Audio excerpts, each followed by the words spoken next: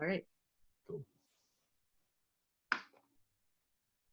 All right, welcome to Money Talkers. I have a special guest for you today. I have an amazing person.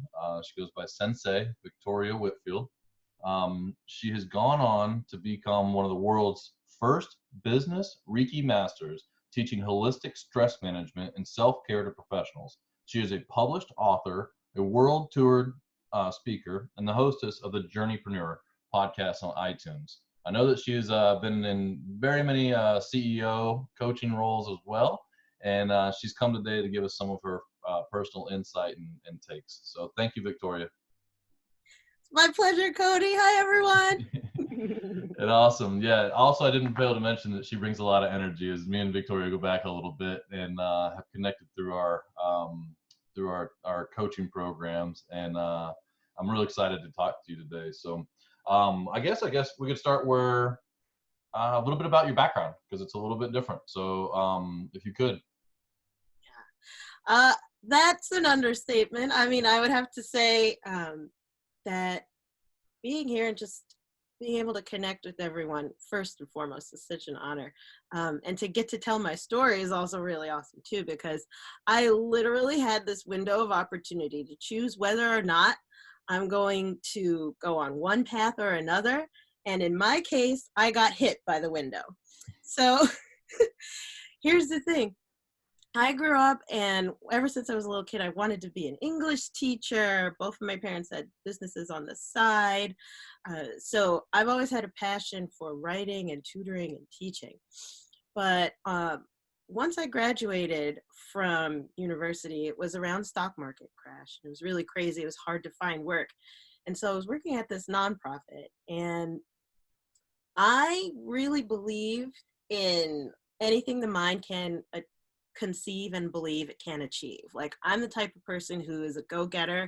I'm going to find a way if there isn't a way just yet. So for me, as I was working at that nonprofit, I was there getting more experience and also helping them build up their administrative arm. It was in an old Victorian building, by the way. So because I was pretty good at executing different tasks, because like I have that strategic mind, they would tend to leave me by myself more often than not. And one day in particular, I had a window of opportunity to ask for help in opening this like big original Victorian window. It was really gorgeous. It's the kind where there's like the little dip in the glass where the glass blower finishes. Heavy kind. Mm-hmm. Yeah, I had an opportunity to ask for the janitor to come open it. Didn't take that opportunity. Had an opportunity to send a text to someone to come by. Hey, can you help me open this window? Didn't take it. And then I also had an opportunity to wait like, the 5 or 7 minutes for someone to come back into the building to help me open it. And I didn't take that. So as the go-getter that I am, I went to open the window and the weight snapped and fell on my fingers. So I'm trapped and like in this window, in my window of opportunity. Like, I'm not good on irony. I'm like, oh God, this is horrible. There's a lot of nerve endings in your fingers, by the way. Yeah, I remember the old lightning thing, the lightning trick when you were a kid, right? Yeah. Yeah, oh my God, it's so mean. Children are so evil. I love it. So I'm stuck in this window and I can't call for help. After the 5 to 7 minutes, finally someone comes by and wrenches me out. I like rip my hands out, snap my glasses on the way down and faint. This is my rock bottom of like, okay, you had an idea that you were going to open that window, didn't work. You had an idea to do it by yourself instead of asking for help, didn't work. And now I'm officially going to the hospital. Did you say you fainted from it? Yeah, I fainted. Wow. Like, I looked through my left thumb and saw the bone. I remember that. Oh. It was painful. And so here's the thing. My worst fear at the time, we're on the Money Talkers podcast here. My worst fear at the time was going to the hospital because like this was a nonprofit. It didn't have benefits. Like, so I'm going to the hospital and I'm going to get a big medical bill. Mm-hmm. And I'm terrified. I'm like, how am I going to afford this? How am I going to afford this? And this was the day that really turned my life around and set me onto a very different path. because from the minute I came to, all I could hear were people around me saying, how much money does she need? Does she need money? Is she okay? She better not have to pay for that. How much money does she need? How much money does she need? That was the day that I learned that the community around me is open to support, is ready to support. In fact, my bank account is not just my bank account, but it's actually the sum total of all bank accounts and all people who have ever seen me, heard of me, met me, or even thought of me as an idea. So that was the day that I literally got knocked into me that I can afford it and to ask for help. I wanna say something there because I used to talk about this concept a lot of it, but it's the emotional bank account. So it sounds like you had made quite a few deposits out there before you needed to make the withdrawal, right? Is Mm-hmm. that am I getting close on that one? Yep, you're hitting the nail on the head. That is so awesome. That's so perfect the way that you put it too, the emotional bank account, because getting out there and wanting to focus on helping other people, teaching, uplifting, being a positive presence, right? Having positive psychology in the way that I talk to myself and to others, right? When I was in need and not at my skill level of being able to ask for help, right? My ability to ask for help was way lower than my ability to receive it. Mm. But having deposited so much in that emotional bank account, people came in and were able to support me. Not only that, but that was also the day that the person who helped me out of the window, he started doing energy work on my hand to like release some of the pain and shock off of my body. I'd never seen anything like that before. And one thing led to another, and I discovered Reiki as an energy healing, more meditation, holistic stress management, things to calm myself down so that I didn't have to be just on medication in my recovery. And so over time, as I began practicing and learning more and more over around 11 years, of these different holistic practices I became so passionate about, I started sharing with others, right? Because I wanted to hone my practice, not because I wanted to make money. Yeah. First, that's what I told myself. But here's another thing, and this is the second half, the end half of my backstory, is that when I started sharing energy healing and meditation and Reiki and all the stuff that I studied to practice and hone my craft, I would tell myself that it's about helping people. It's not about the money. It's not about the money. It's about helping people. And you know, this I've now learned and come to understand that that is a profound limiting belief, because guess who was paying for my gas in order to get to the place that I would help people at, who was paying for the rent on the room, for my education, and so on and so forth. What I've learned over time is that the more that you become open to charging for the work that you do, even if it's your passion, the more you value it yourself as well as the people who are receiving it. I would say this too. It is if you believe you have a message that's going to improve or empower people's lives, that it's your responsibility to tell that message to as many people as you can. And without fuel, your rocket can never take off. And that cash is fuel. That charge, the money that you bring, you got to be bringing a lot of value to be able to charge for those kind of things. But it's your responsibility to charge for, what it's worth, so that you can take it to more people.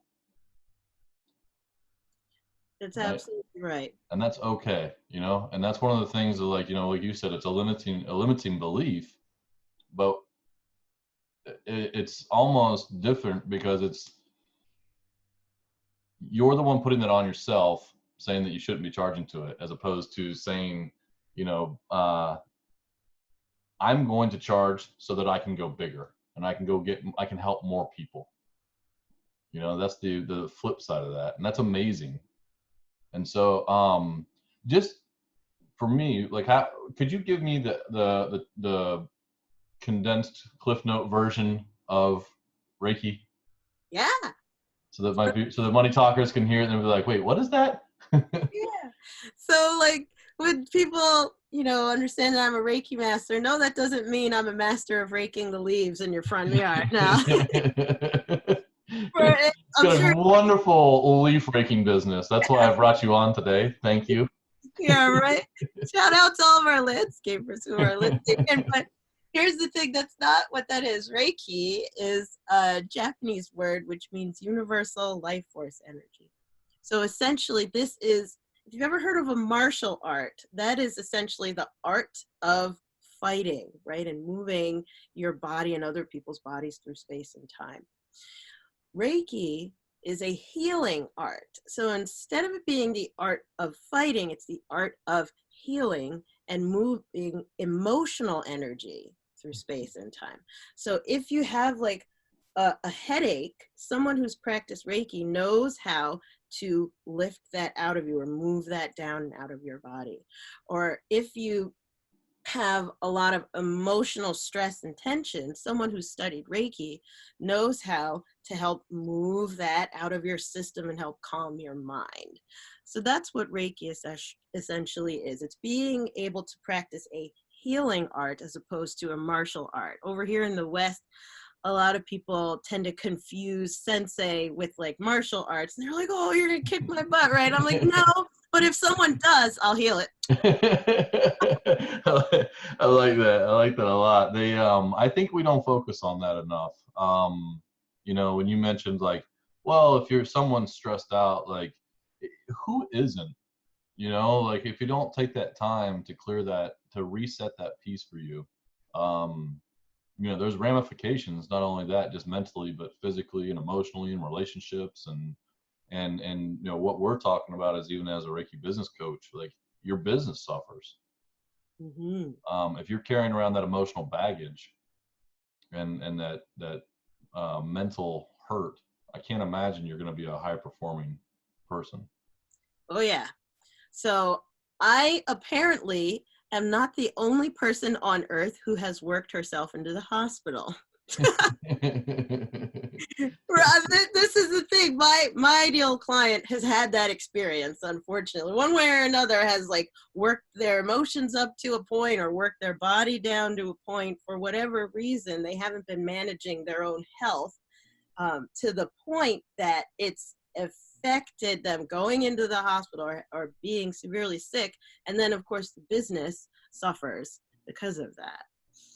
Why do you think you get to that point? So it's all about where we place our value, right? So what I've found over the years, not only growing up with two business owners, but also having met hundreds all over the world, what I found is that when we're in business, we tend to say, what do we want? We want money, right? And that's the thing that we'll value. And when we're at work, we'll put that as priority number one. Where's the money? How much is coming? How much is going out, right? How can we get more? How can we spend less? How can we keep more and all of that? And that's all good.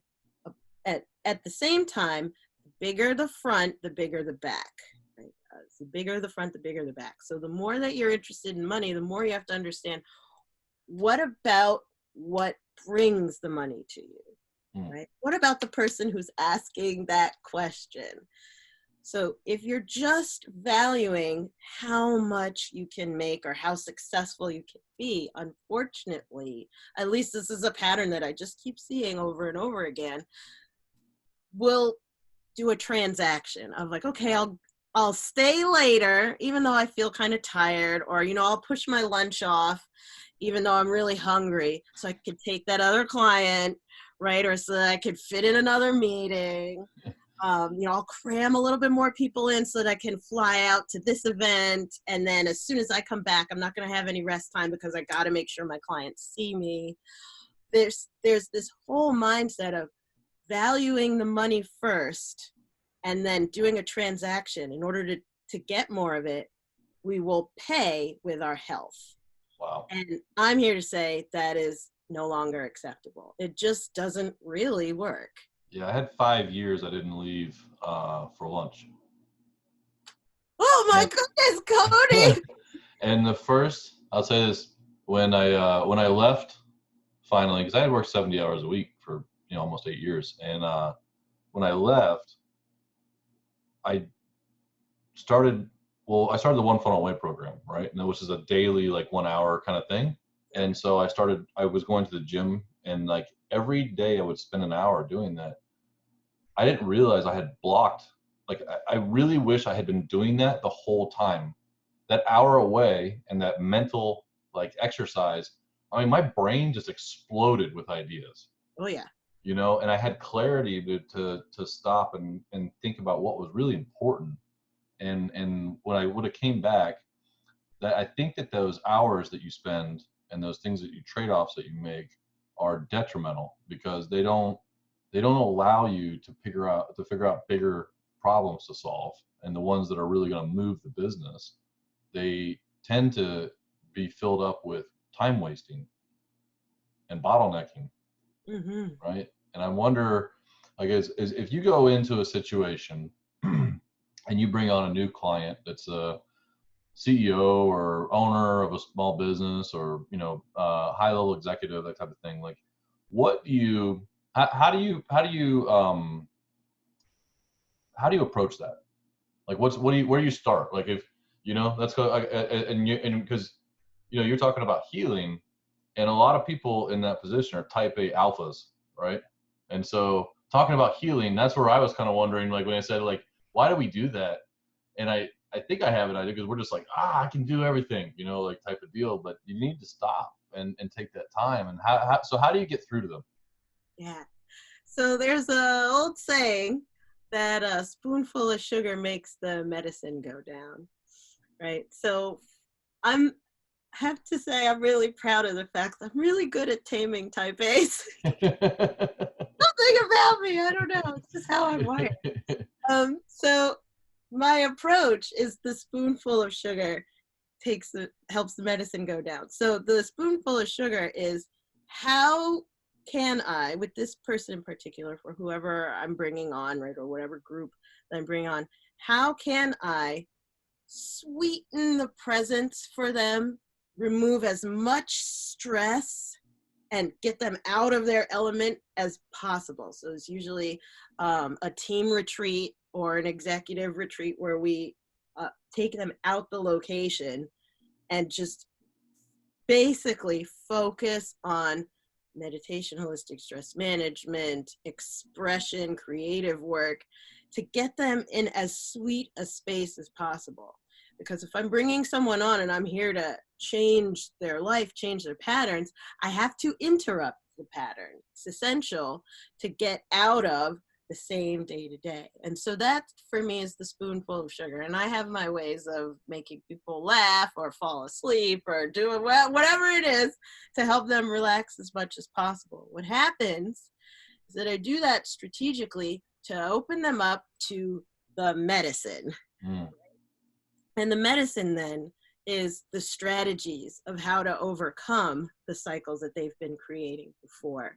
One of the strategies that I teach about, other than meditation, is also learning more about your empathic energy, how to manage your body's energy. Another bit of medicine that I teach is something called shamanic vision journey.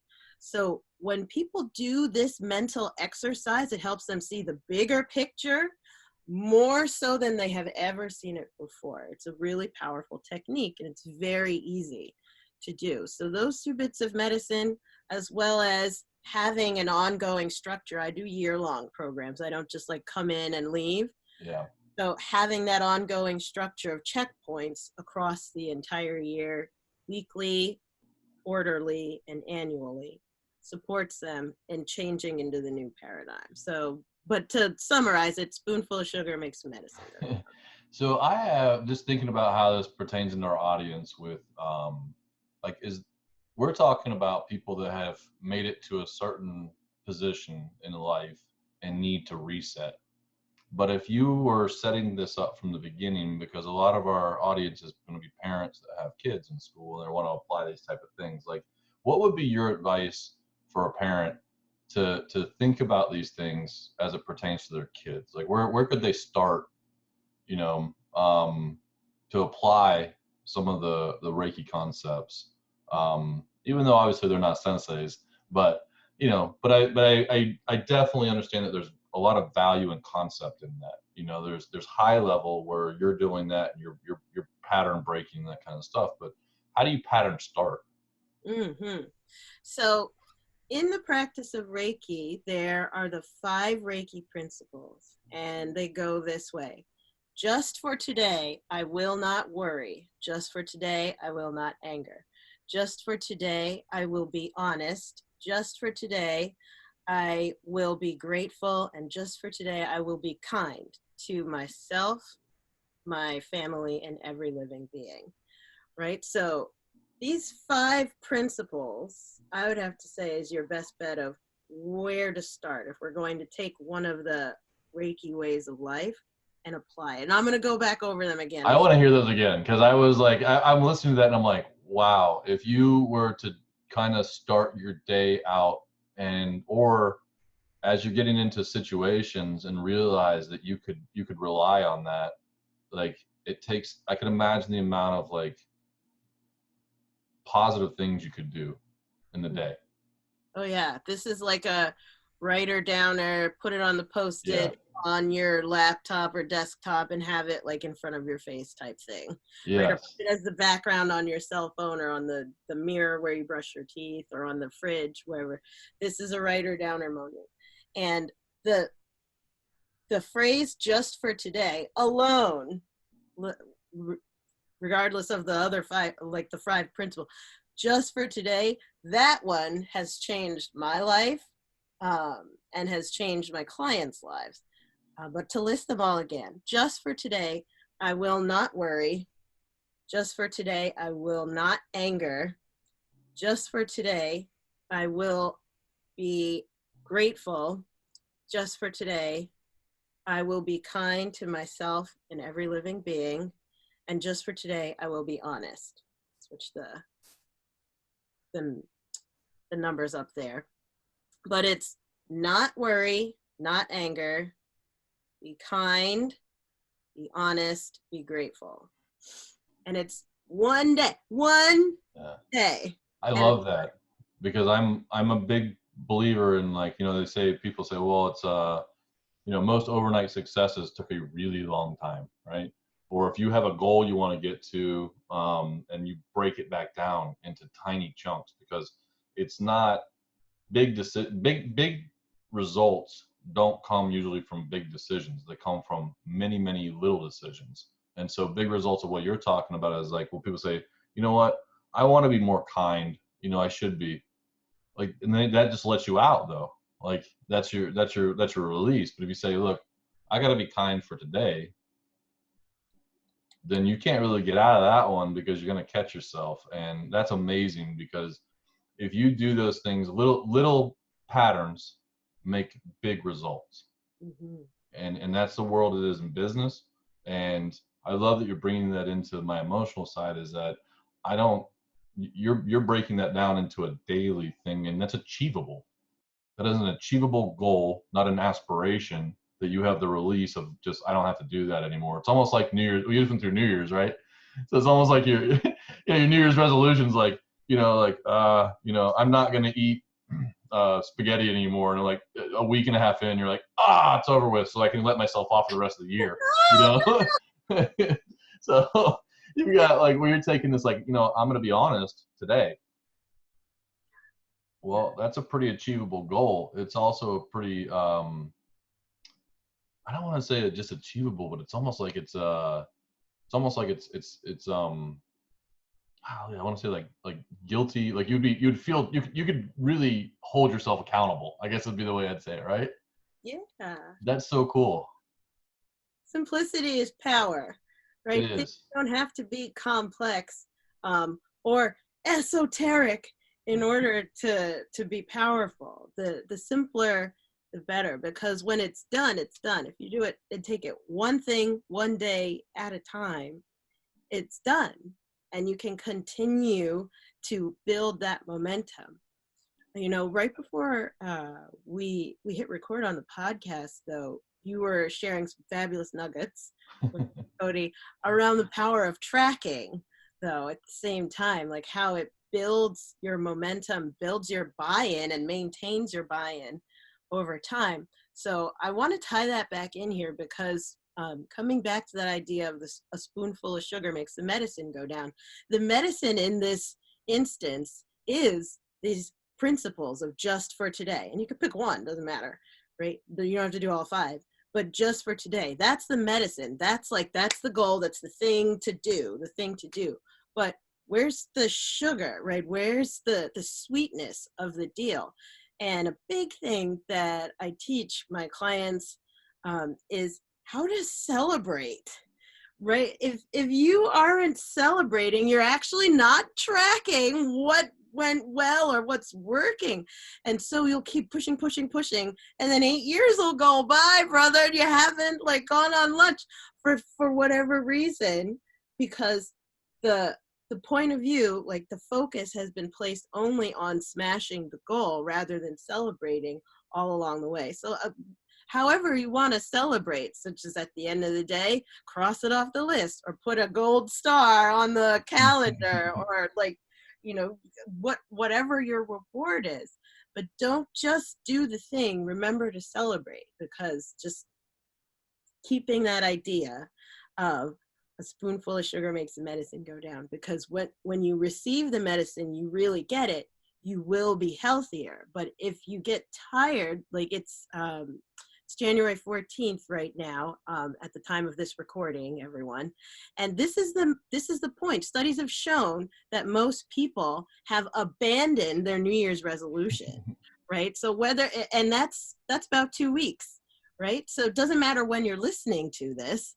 2 weeks after you make a commitment, studies have shown is usually when willpower drops out. So one of the hacks for you to make it past that willpower dropout is not only to have the goal and keep reinstating it and reaching for it, but remember to celebrate yourself and reward yourself along the way. I think that's amazing, because that's part of the point of life, right? Is that it's not just to get through it. Mm-hmm. It's to celebrate and live some of it, right? And that's all that old saying, like, everyone dies, but not everyone really lives, and it's like, but, and that's, as hokey as that sounds, but it's like, you do need, I can see that, like, you need those rewards, and you need to have that. Like, I think about the time, like, I didn't accomplish anything by not going to lunch. I probably was more of a hindrance, right? And I probably and actually, I know it did, because it got worse and worse until I let go and realized, like, look, I need to put people in other positions and let them do their thing. Like, there are certain things that I need to use my brain power for, and I need to reset. I didn't have those little celebrations. It was just like, go to work, get up and go again. Like, go to work, go again. And then, that resentment kind of builds in there, Mm-hmm. and it becomes harder, Oh you yeah. know? It becomes hard. I don't really benefit when I look at my own life and my own downfall. Being an achiever, I don't really benefit from being the one to finish the thing all the time. I get this little bit of an emotional high of like, okay, I did the task, but all right, was I really able to move the needle forward, right? And how much of my health and well-being, my mental clarity and peace of mind have I exchanged in order to like send that email? It's so hollow. Right? It's such a hollow win. It's like so unsatisfying, Like, you get it done, it's like, boom. It's like, all right, I did that. Somebody tell me I did good. And then I did good. Okay, great. What's next to do? And it's like, let me, and that mentality of like, wait, step back, take a look, man. Like, not what can I do? It's like, what should I be doing? Mm-hmm. And that's when you were given the, the five, is it, what was it, the five, did you say pillars of it, or Principles, the principles? five That's Reiki right. principles. Yep. That's that's a reflection, as you were saying that, for me. Like, I know personally, if I were to stop and make those commitments, like, it would force my mind to think clearly of what I needed to do that day, you Mm-hmm. know. And fortunately for me, in my life, I've been able to identify big dominoes. People talk about the big domino in the context of like marketing terms. Like, that's the one thing, if I convince you of that, you'll buy everything else. And I kind of took that same concept and I turned it and I said, well, if I do this, what's the big domino in my business? Like literally, if I knock down the big domino, I don't even have to do the rest of the dominoes, right? Because if I do this, I will have accomplished more than if I had tried to knock all these little ones down by myself all day long. And I spent 8, 10, 12 hours a day doing it. Or I could do this one big one and the other stuff will fall in line because it doesn't matter. Mm-hmm. It's not important. I can kick down little dominoes all day long and I won't have what I would accomplish with one big domino. And so I've been able to efficiency in my life and have a lot more freedom. I get to hang out with my kids. I get to hang out with my wife. I can, I can go to the gym in the middle of the day if I want to, like that freedom has been afforded to me. And I look at those years where I was like, what was I doing? Like didn't go to lunch. I remember the first time my business partner and I went to lunch, and we had literally been at the dealership almost 6 years together, and we had never gone to lunch together. And it felt like so, I don't know, like we shouldn't have been doing it. Like it was like we were teenagers, like snuck out of the house. You know what I mean? Like it was like I wonder if they, and like we were like looking at our phones, like who's gonna get the call first, Like we put pillows under the the blankets type of like sneaking out thing, and so it's just so ridiculous looking back, But it's that's amazing that we could start to have those kind of paths laid, because one of the things I mainly talk about in Money Talkers is trajectories, right? So if we affect our young people, we only have so much length on a timeline, and if we change it halfway through the timeline, you can only get so far in your end results, But if you can start early and you turn that timeline a little bit, the trajectory is tremendous. And so I talk about that a lot with money, right? But also what you're saying is like emotionally, if you can arm your kids with these principles, like you can send them out to handle things, because kids today are more stressed than ever before. We talk about all these wonderful things they have, but they got inputs coming from all over the place, and their stress levels are because they're in comparison mode on Instagram and Facebook and all these things of like, how many likes did I get? Who likes me? The pressure is bullying, all this stuff. Like if they have a good center and a good foundation, then I think that they would allow them to go out into the world and do a lot more healthy damage. Right? And I love that. that's fantastic. Like I'm sorry, I'm kind of talking over that. I'm just like I'm just thinking through. You got my brain on fire. So. Oh, I love it. Your brain is beautiful when it's ablaze, Cody. And I refuse your apology, and I demand. So here's the thing, brother. While you were saying all of that and vibing, I saw a vision over you, and it was the word interest. And so I see visions all the time. This is just how I work, right? And I saw the word interest. Not only mental interest in like what your attention is directed to, but interest also as in money, right? Compound interest, and being able to build that over time. So we don't live in the information age anymore. We don't. We live in the attention age, right? So attention is now what is the most powerful. How can we guide people's attention? How can we guide our own attention? Who's guiding attention, and to where and to what? Like this, we now live in the attention age. That's why everything is so visual, right? And there is such an information onslaught, is directing where does attention go. And you see this throughout all of marketing and news and reporting and entertainment, is trying to get your attention as much as possible. Right? So what you become interested in is where your attention goes. And where your attention goes is where your energy flows. The dictionary defines energy as the capacity to do work, right? So your capacity to get things done, whatever they may be, and whether or not you're interested in them, depends on how much energy you have and how much you can direct. So with our new generation, but also us, we're still alive. We're still alive. It's not just about the kids here, right? with that, our ability to control and direct effectively our attention now is everything.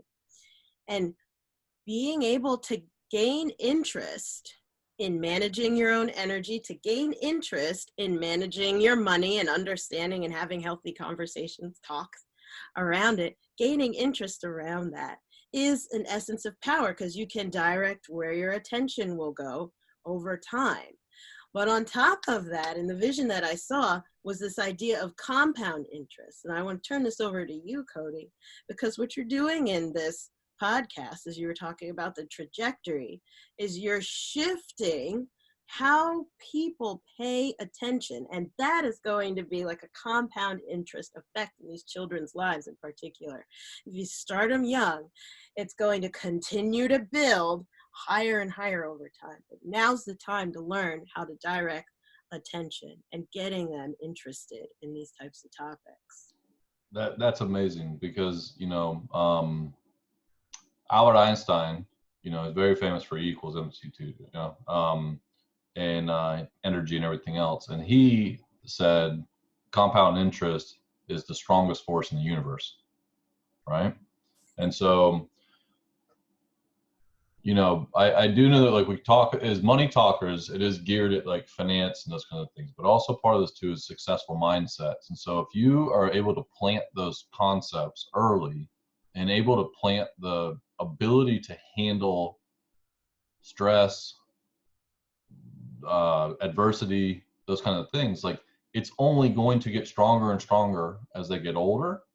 And then where you're there, if their energy is focused in that, it's going to come through on their next generation as well. So it's hard to think about past today for a lot of people, and it's hard to think about 5 years from now. But I mean, you're talking 50, 80, 100 years from now.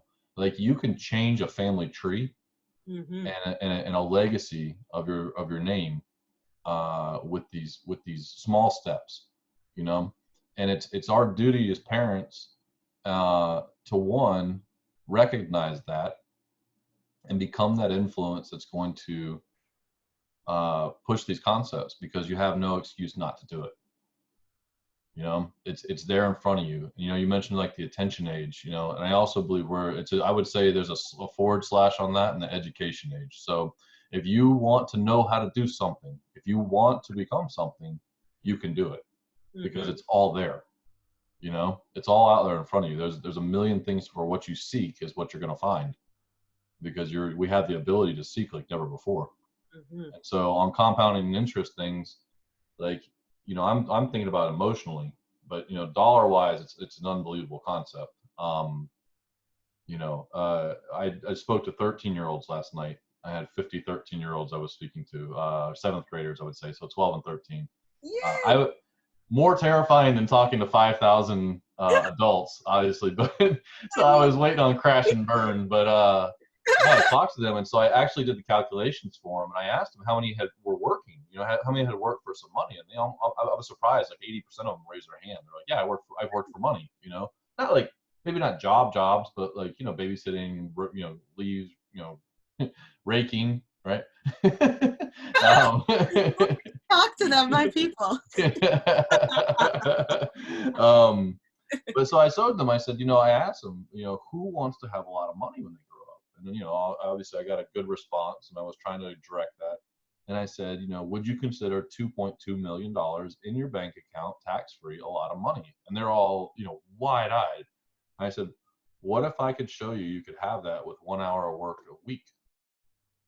So on a 13-year-old in a Roth IRA, if they were able to put $10 a week away from 13 to 76, the total amount that goes into the account is just over $30,000 on an average of 9.5%. And I'm getting in the weeds, but which historically the S&P 500 has been above that. It's $2.2 million when they're 76 years old, and they've only put $30,000 in. Doesn't include buying houses, what their jobs are, getting a pay raise, like putting in more than $10 a week. Like Mhm. as 12 and 13-year-olds right now, they can put in $10 a week and start that thing. Then because if they have that time, if they start at 26 and they do the exact same thing, the number drops to $600,000 from Mm. 2.2 million. Now the number they put in is only about $4,000 less, but the compound doesn't happen because that extra 10 years, right? And so what we're talking about is emotionally, if they have the ability to do that, I mean, it's the same representation. If they can go in and, you know, I mean, I can see it all day long. I'm talking to kids like there's so much more pressure on them these days than before because their comparison model has gotten so much bigger, Oh yeah. right? When I was a kid, there was like, you're in comparison with like who's in your little school, you know. Yep.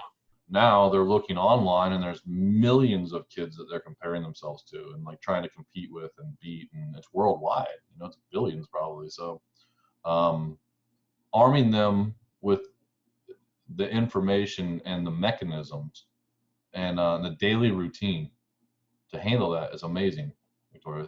That's a really cool concept. Even cooler when you do it. Yes. What is it? They say knowledge is power, and it is completely not. Action is power. That's right.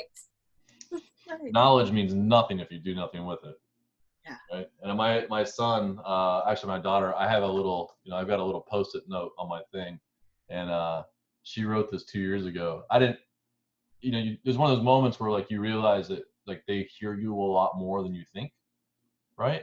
And I have this little thing on my, it's all like cutely spelled like like a fifth grade, like a 5-year-old would write, but it says, "Hard work beat knowledge when knowledge doesn't work hard." Oh my gosh, that's awesome. Yeah.